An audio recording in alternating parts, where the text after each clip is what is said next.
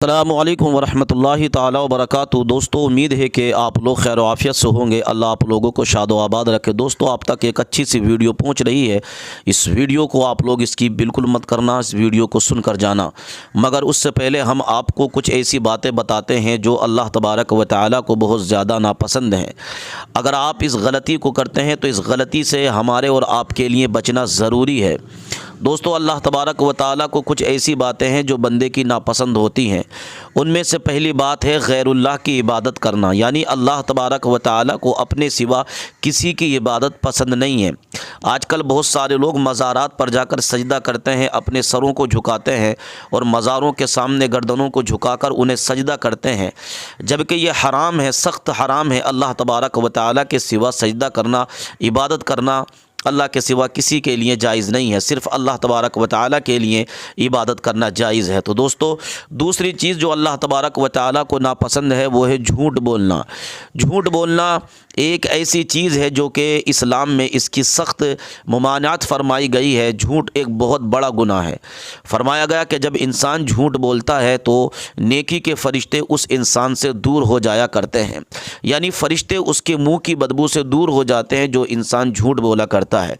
इसलिए हमेशा सच बोलने की आदत डालिएगा। अपने बच्चों को, परिवार को सिखाइएगा कि वक्त कैसा भी हो मगर सच्चाई का दामन आपके हाथ से छूटना नहीं चाहिए।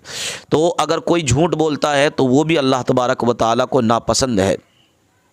फिर एक गुनाह है चोरी। चोरी दूसरे का माल नाहक छीनना एक बुरी आदत है, यानी किसी का माल चुरा लेना, किसी का मोबाइल चुरा लेना, किसी का पैसा चुरा लेना, किसी की नकदी वगैरह चुरा लेना, ये अल्लाह तबारक व तआला को बहुत ज़्यादा नापसंद है। तो किसी की चोरी ना कीजिए, किसी के माल को जो है कब्ज़े में मत कीजिए, किसी के माल की चोरी मत कीजिए। जो इंसान चोरी करता है उसके बारे में कुरान में आया है कि चोर और चोरनी के हाथ काट लिए जाएँ।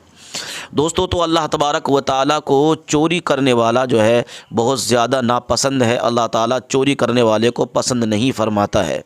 फिर एक गुनाह जो अल्लाह ताला को बहुत ज़्यादा जो नापसंद है वह है जुल्म और जबर, यानी किसी पर जुल्म करना और उस पर जबर करना इस्लाम में सख्त ममनू है। मिसाल के तौर पर किसी इंसान को गाली देना या किसी इंसान को मारना, फिर उसके बाद दिलेरी दिखाना और उसके बाद ये हिम्मत दिखाना कि साहब मैंने ये कर दिया, मैंने वो कर दिया, ये अल्लाह तबारक व तआला को बहुत ज़्यादा नापसंद है। इसलिए किसी पर जुल्म करने से बचिए। अल्लाह तबारक व तआला जालिम को माफ़ नहीं फरमाएगा, जबर करने वाले को अल्लाह ताला माफ़ नहीं फरमाएगा। दोस्तों, ये ऐसी बातें मैंने आपके सामने ज़िक्र की कि अगर आप में से किसी के अंदर है तो वल्लाह इन आदतों को ज़रूर छोड़िए। अगर ये आदतें आपके अंदर नहीं तो याद रखिएगा समाज में आप लोग तबाह बर्बाद हो जाएंगे, अल्लाह तबारक व तआला की बारगाह में ज़लील व ख़ार हो जाएंगे। आइए सुनते हैं तरीके से हमें यहाँ रोका जा रहा है। हमें समझ में नहीं आ रहा किस आधार पे। हमारा आग्रह है प्रशासन से कि हमारे साथ चले।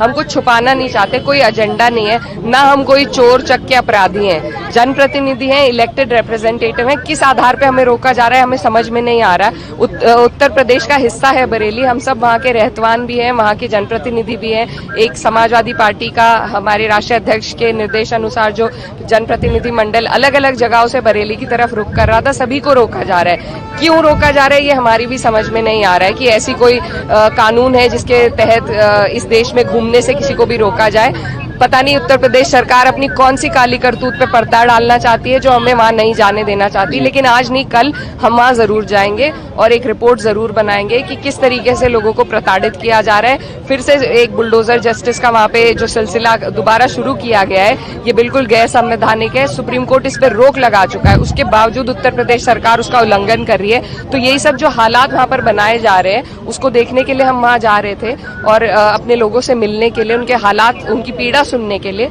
और उनकी आवाज बनने के लिए। और ये हमारा फर्ज है और ये इसे हम पूरा करके रहेंगे, कोई हमें नहीं रोक सकता।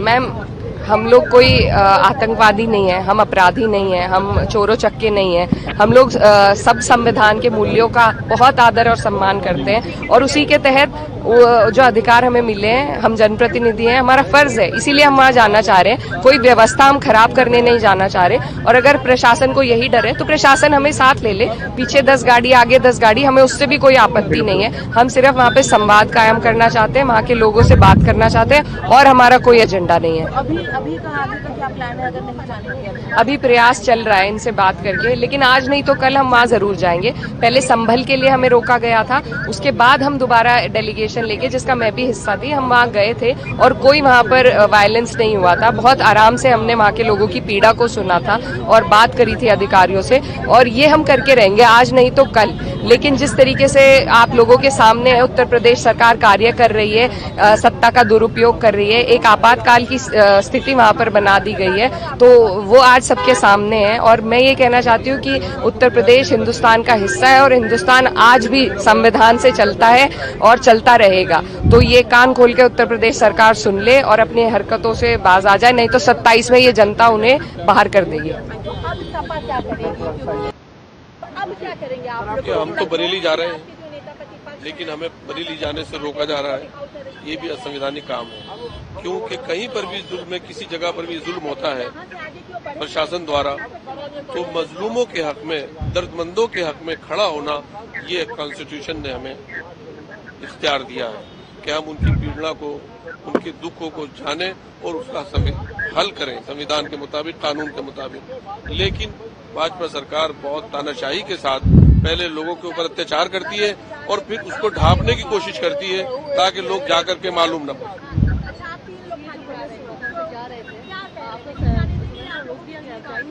जी रोक दिया हमको, लेकिन हम तो जाएंगे, अब नहीं तो फिर उसके बाद में जाना होगा। हम बार बार ये कह रहे हैं कि हमें कम से कम रामपुर तो जाने दिया जाए, हमारे कंस्टिट्यूंसी है, वहां तक तो जाने दें हमें। रोक रहे हैं, अभी रोक रहे हैं, क्या नहीं इजाजत नहीं।